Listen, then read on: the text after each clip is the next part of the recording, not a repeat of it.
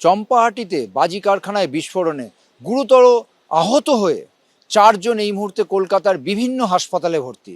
আমরা যেখানে দাঁড়িয়ে রয়েছি পিএলএস হসপিটালে, সেখানে 2 জন ভর্তি আছে এবং যে 2 জন ভর্তি আছে তাদেরকে এই মুহূর্তে আইটিইউতে স্থানান্তরিত করা হয়েছে।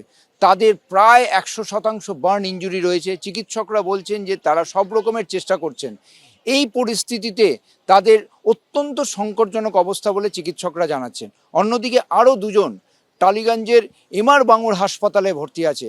তাদের ক্ষেত্রেও যেটা জানা যাচ্ছে তাদের বয়স 50-এর কাছাকাছি এবং তাদের বার্ন ইনজুরি প্রায় 90%-এর বেশি।